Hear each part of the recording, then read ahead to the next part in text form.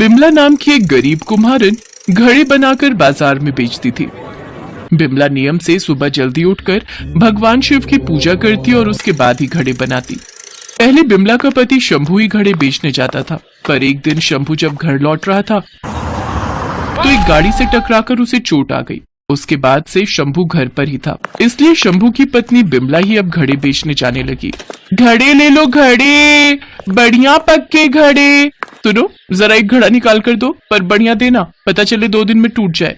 नहीं नहीं बहन जी, मेरे घड़े कच्चे नहीं होंगे, चाहे तो आप सिक्का बजा कर देख लो, टन की आवाज करते हैं मेरे घड़े। घड़े ले लो घड़े, बढ़िया पक्के घड़े। जय शिव शंकर पंडित जी। जय शिव शंकर बिमला बहन। पंडित जी, वो शिव मंदिर के लिए मैंने एक बड़ा घड़ा बना दिया है, गर्मियों में इस्तेमाल हो जाएगा। अच्छा, ये तो तुमने बहुत बढ़िया किया। ठीक है, कल दे जाना। जय शिव शंकर। बिमला शाम को घर लौटी तो दोनों बच्चे सोनू और प्रिया दरवाजे पर खड़े हुए थे। माँ आ गई, माँ आ गई। माँ, हम आपका बहुत देर से इंतजार कर रहे थे, बहुत जोरों की भूख लगी है, कुछ खाने को दो। हाँ हाँ बच्चों, बस थोड़ी देर रुको, अभी मैं तुम सबके लिए कुछ न कुछ बनाती हूँ। बिमला, ये बड़ा घड़ा किसी ऑर्डर पर तैयार किया है क्या? नहीं नहीं जी, ये तो मैंने शिव मंदिर में देने के लिए बनाया है। गर्मी आ रही है, भक्तों को घड़े का ठंडा पानी पीने को मिलेगा, इसीलिए कल सुबह ये घड़ा मंदिर दे जाऊंगी।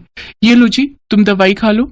बिमला अपने चेहरे की सारी चिंताएं शंभू और बच्चों से छुपा लेती थी। सारा दिन मेहनत करके वो जो पैसे कमाती, उनसे रोजाना के खाने का सामान और शंभू की दवाई ले आती। घर के नाम पर बिमला के पास एक टूटा छप्पर था, जिसमें वो अपने परिवार के साथ रहती थी। फिर भी उसकी आस्था भगवान शिव पर अटूट थी। ओम नमः शिवाय, ओम नमः शिवाय, ओम नमः शिवाय। हे शिव शंकर, मेरे परिवार पर अपनी कृपा बनाए रखना। बिमला शिव जी की पूजा कर ही रही थी कि तभी एक सेठ सेठानी वहाँ आते हैं। बहन जी, हमें घर के लिए एक घड़ा खरीदना है। जी जी, बताइए कौन सा लेना है आपको? यहाँ सारे घड़े रखे हैं। वो बड़ा वाला कैसा है जी? परिवार के लिए पूरा रहेगा, काफी पानी आ जाएगा इसमें। कहे तो तुम ठीक रही हो भाग्यवान। एक काम करो बहन जी, आप हमें वो बड़ा वाला घड़ा दे दो। कितने का है, मैं आपको दाम दे देता हूँ। सेठ जी, ये घड़ा तो मैं आपको नहीं दे सकती, मुझे शिव मंदिर में देना है। आप मुझे कुछ दिन का समय दीजिए, मैं आपको नया बिल्कुल ऐसा ही घड़ा बना दूंगी। ये वाला तो मैंने शिव मंदिर के नाम का अलग कर दिया है। अरे कल किसने देखा है बहन जी, मैं आपको इसके आज और अभी मुंह मांगे दाम दूंगा। हाँ बिल्कुल, अब हमें ये पसंद आ गया है तो आप हमें ये दे दो, आप मंदिर में दूसरा बनाकर दे देना। नहीं बहन जी, मैं ये नहीं दे सकती, ये तो मैंने शिव मंदिर के नाम से ही बनाया है। अगर आपको कोई और घड़ा लेना है तो ले सकती हैं, या फिर कुछ दिन रुक जाइए, मैं आपके लिए बना दूंगी। नहीं नहीं, रहने दो अब, आप अपना खुद ही नुकसान कर रही हो तो हम क्या ही बोले। चलो भाग्यवान, चलते हैं, कहीं और से खरीद लेंगे। सेठ सेठानी बिना घड़ा खरीदे ही चले जाते हैं। बिमला घड़ा बेचती थी तो अच्छे पैसे आ जाते, अब पता नहीं कोई ग्राहक आएगा भी या नहीं। वैसे तो तुम्हारे लिए फायदे में ही रहता, तुम्हें गली गली घूमकर जितनी कमाई होती है उतनी ये सेठ हमें एक घड़े की दे रहे थे, कुछ दिन तुम्हें भी आराम मिल जाता। नहीं जी, मेरा मन नहीं माना, मैंने बड़े प्रेम से शंकर जी का नाम लेकर ये घड़ा बनाया था। अगर उनकी इच्छा होगी तो कोई और ग्राहक मिल जाएगा, पर अभी तो मैं ये घड़ा शिव मंदिर में देने जा रही हूँ।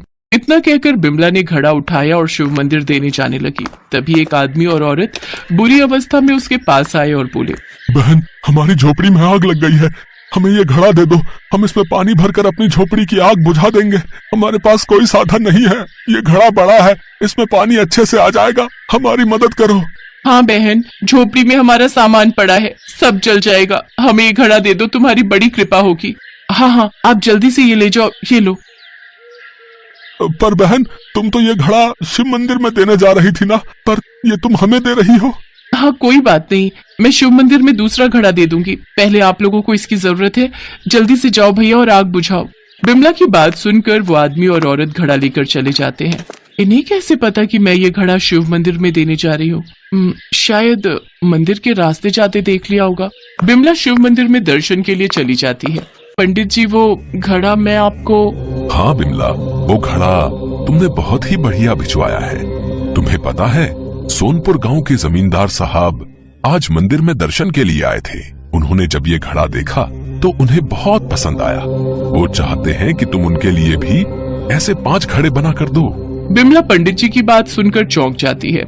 वो देखती है कि कुछ देर पहले उसने जिस घड़े को उन आदमी औरत को दिया था वो घड़ा तो मंदिर में रखा है। उसकी आंखों में आंसू आ जाते हैं। वो समझ जाती है कि जरूर ये भगवान का चमत्कार है। वो पंडित जी को सारी बात बताती है।